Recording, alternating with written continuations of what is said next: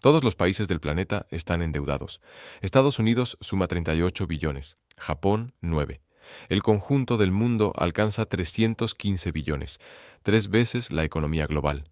Y aquí está el giro inquietante. Si todos deben dinero, ¿a quién se le debe en realidad? La pregunta parece simple, pero esconde un diseño intencional, de banqueros. La respuesta no es la que intuyes.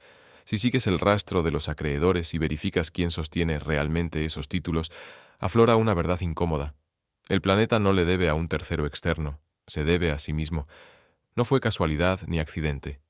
4 hombres, 4 banqueros separados por 3 siglos, idearon un mecanismo en el que la deuda nunca se amortiza. Los gobiernos se financian indefinidamente, los intereses ascienden sin descanso, y los diseñadores de la trampa cobran en cada giro, pagos, crisis y rescates. Todo quedó anclado en leyes, contratos y archivos oficiales. Nada fue improvisado. No hace falta conspiración. Es historia documentada. Las reuniones ocurrieron, los contratos existen y los engranajes constan en registros públicos. Cuando veas cómo levantaron esta arquitectura, entenderás por qué esos 38 billones no son un fallo que corregir, sino una característica de diseño. Ahora te presentaré a los 4 arquitectos y a los 4 momentos en que programaron la trampa de la deuda y por qué todos los gobiernos han quedado dentro sin una salida viable. Hasta 1694, los monarcas pedían dinero a la antigua. Llamaban a mercaderes o a nobles, prometían devolver con interés y, si no podían, dejaban de pagar. Los acreedores asumían la pérdida y el rey buscaba otro prestamista. Era arriesgado para quien prestaba y vergonzoso para la corona, pero el daño quedaba acotado. La deuda era temporal. O se saldaba o se incumplía. El sistema se limpiaba. Primer arquitecto, William Paterson. William Paterson, comerciante escocés y financiero temerario con varios fracasos a sus espaldas, concibió en 1691 una idea que alteraría el orden económico. Inglaterra estaba en guerra con Francia. Guillermo III necesitaba dinero ya. La tesorería estaba vacía, los impuestos no alcanzaban y los prestamistas de siempre cerraban el grifo porque el reino ya había incumplido antes. Paterson llegó con una propuesta. Reuniría a mercaderes adinerados para prestar al gobierno 1,2 millones, unos 300 millones actuales, una cifra colosal. La innovación era el formato. No se amortizaría el principal jamás. En lugar de eso, el Estado pagaría intereses para siempre, al 8% anual. Y para administrar el arreglo, Paterson sugirió crear una institución nueva, el Banco de Inglaterra. El mecanismo rompía moldes. Los mercaderes entregarían su oro al Banco de Inglaterra. El banco lo prestaría al gobierno. El gobierno abonaría cada año los intereses con ingresos fiscales y el banco repartiría esos intereses a los mercaderes. Punto crucial. El principal no se devolvería. El préstamo era perpetuo. ¿Por qué aceptarlo? Porque el Parlamento garantizaba el pago de intereses con su poder de recaudación. Además, los billetes que recibían a cambio del oro podían negociarse. Eran casi mejores que el efectivo, porque generaban rendimiento. En 1694 el Parlamento dio luz verde. Nació el Banco de Inglaterra. Entró el oro privado, salió la financiación de guerra y por primera vez la deuda nacional pasó a ser permanente. No un problema por resolver, sino una pieza estructural del sistema. Aquí está la aritmética que casi nadie cuenta. Al 8% sobre 1,2 millones, el Estado se comprometía a 96.000 al año de por vida. En la práctica, los mercaderes compraban una renta perpetua del Estado. Mientras Inglaterra existiera y pudiera cobrar impuestos, el flujo no se cortaría. Y si querían recuperar su oro, vendían los títulos. La deuda era transferible, no amortizable. La genialidad mayor vino después. Al Banco de Inglaterra se le otorgó el derecho a emitir papel moneda respaldado por la deuda pública. Podía imprimir billetes hasta el valor del préstamo. Era dinero creado a partir de deuda. El pagaré del gobierno se convertía en moneda. Cuanto más se endeudaba el Estado, más dinero podía crearse. Esta es la plantilla. El gobierno se endeuda, no devuelve el principal, paga intereses eternamente y la deuda se vuelve dinero. Es brillante si eres banquero. Es gravoso si eres contribuyente, porque pagas intereses por una deuda que no desaparecerá. En menos de 50 años las grandes potencias europeas copiaron el patrón. Francia emitió bonos del Estado. Los Países Bajos formalizaron su deuda pública. y en 1790 la recién independizada Estados Unidos adoptó el mismo esquema. Alexander Hamilton lo modeló a imagen del Banco de Inglaterra: deuda permanente, intereses con cargo a impuestos, bonos que circulan como moneda. Patterson murió en 1719, sin una fortuna descomunal, pese a haber alumbrado el Banco de Inglaterra. Pero su arquitectura sigue en pie 3 siglos después. El Banco de Inglaterra existe. La deuda británica nunca se ha pagado, solo refinanciada y ampliada. La trampa quedó tendida en 1694 y desde entonces los gobiernos han entrado en ella por propia elección. Segundo arquitecto, Nathan Rothschild. A comienzos del siglo XIX, los gobiernos europeos ya amaban la deuda. Pedían para guerras, infraestructuras y gasto corriente. Pero no había un mercado organizado. Cada préstamo se negociaba a mano. Los intereses variaban y solo los más ricos podían participar. Nathan Rothschild cambió eso. Industrializó la deuda soberana. La familia, que empezó como cambistas en Frankfurt, estableció hacia 1800 5 casas bancarias en Londres, París, Frankfurt, Viena y Nápoles. Una red sin precedentes que les permitía mover dinero por Europa más rápido que nadie. Con ello, dominaron la emisión de deuda de los estados. Durante las guerras napoleónicas, Nathan organizó préstamos para Gran Bretaña. Su innovación fue la estructura. En vez de prestar directamente al gobierno, compraba bonos públicos con descuento y los recolocaba entre inversores con margen. Creó un mercado secundario. El Estado recibía dinero de inmediato. Rothschild cobraba el spread y los inversores obtenían un activo negociable. Y fue más lejos. No solo financiaba a los gobiernos, se posicionó de modo que no tuvieran alternativa.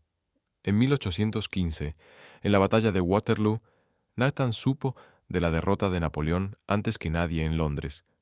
Su red de correos era más rápida que los canales oficiales. Usó esa información para mover el mercado de bonos. Primero vendió bonos británicos, insinuando derrota. Los precios cayeron. Otros vendieron presa del pánico. Luego, tras el desplome, compró cantidades masivas a precio de saldo.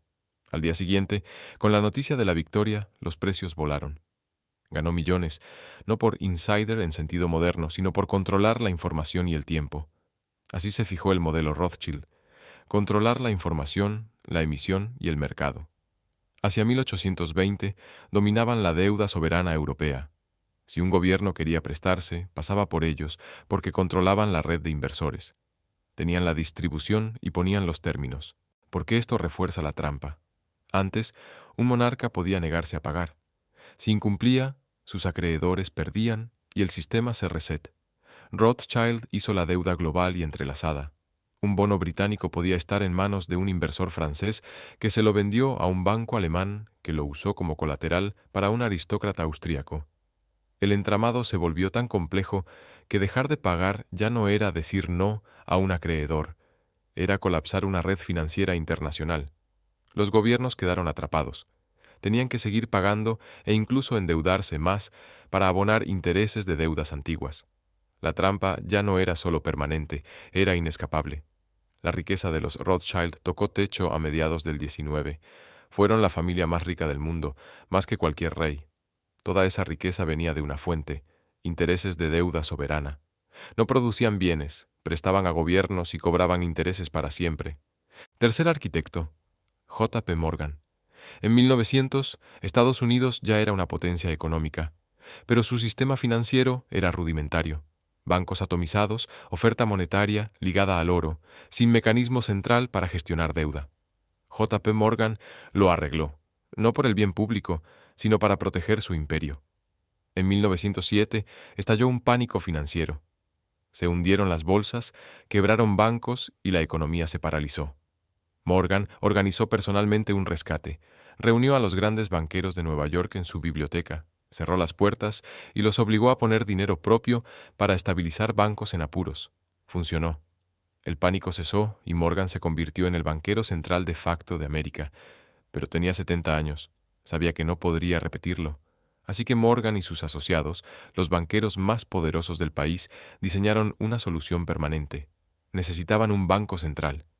Pero los estadounidenses odiaban los bancos centrales. Los dos primeros habían sido cerrados por la presión popular. Así que lo disfrazaron. En 1910, los hombres de Morgan entre ellos el senador Nelson Aldrich y representantes de los mayores bancos, celebraron una reunión secreta en la isla de Jekyll, Georgia. Durante 9 días diseñaron la estructura de lo que sería el sistema de la Reserva Federal. El secreto fue deliberado. Si el público se enteraba de que banqueros estaban diseñando el sistema monetario nacional, habría disturbios. El plan fue una jugada maestra. No se llamaría Banco Central, sino Sistema de la Reserva Federal. No sería una institución única, sino 12 bancos regionales. No estaría controlado por Wall Street, sino supervisado por un consejo de gobernadores nombrado por el presidente. Parecía descentralizado, democrático, público, pero su estructura aseguraba el control de los banqueros. Los bancos regionales eran propiedad privada de los bancos miembros. Esos bancos elegían las juntas de los FEDs regionales, y los FEDs regionales elegían al Consejo de la Reserva Federal.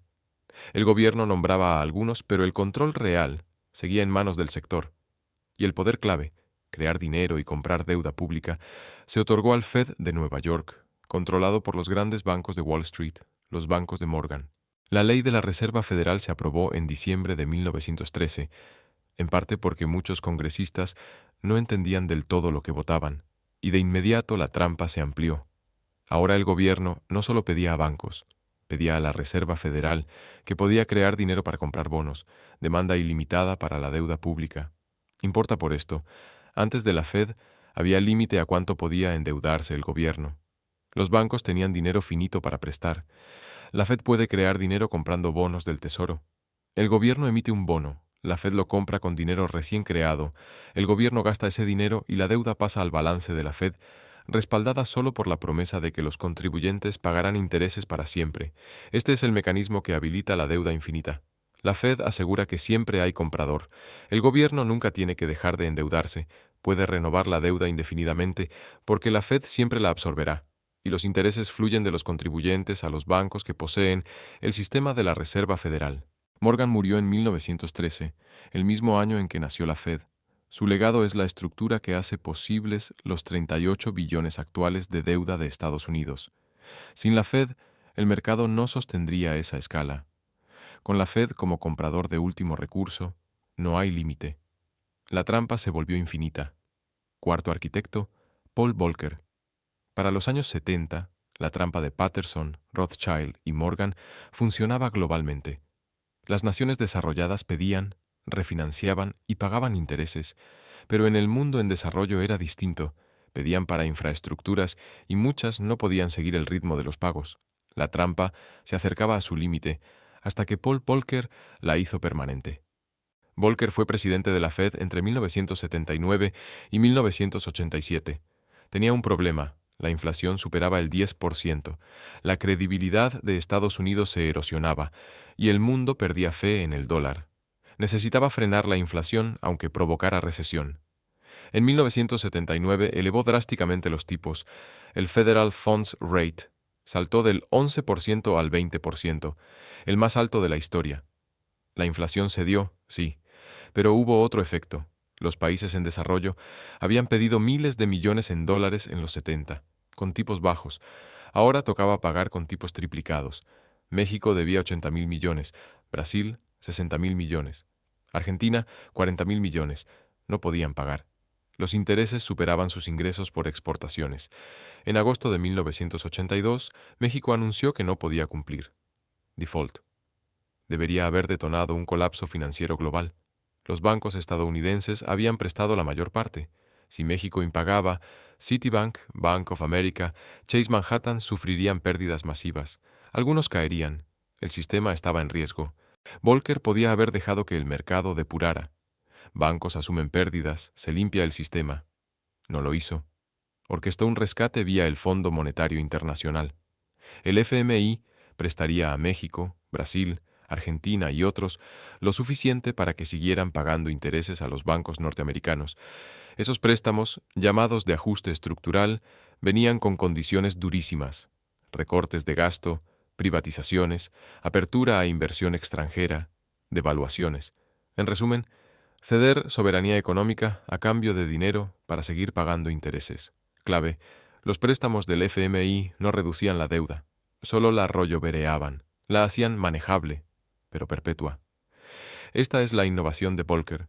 Cuando la deuda se vuelve impagable, no la perdones, reestructúrala.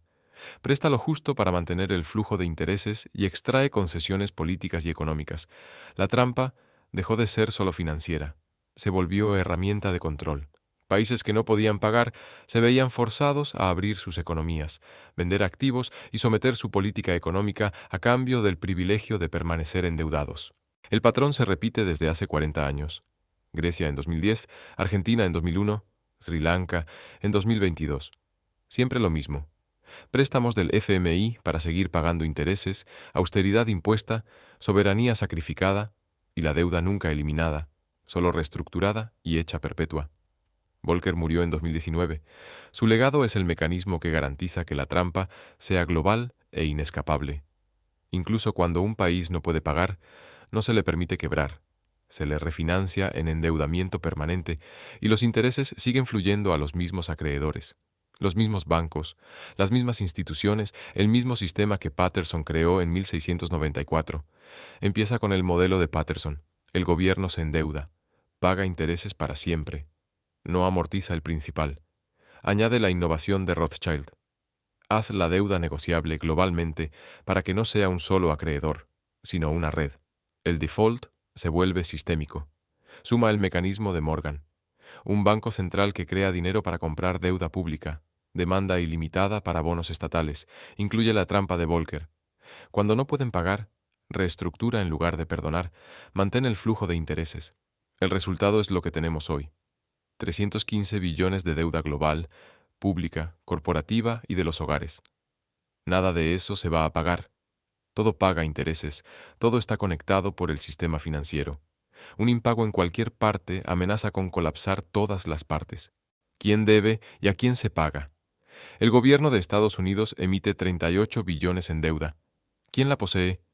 Aproximadamente 20 billones están en manos del público estadounidense, fondos de pensiones, fondos de inversión, aseguradoras, bancos y la Reserva Federal. Compran bonos del Tesoro porque son el activo seguro, pero esos bonos pagan intereses, alrededor de 1 billón al año. Ese interés sale de impuestos. Los contribuyentes mandan dinero al gobierno. El gobierno se lo envía a los tenedores de bonos, y los tenedores son mayormente instituciones propiedad de los más ricos.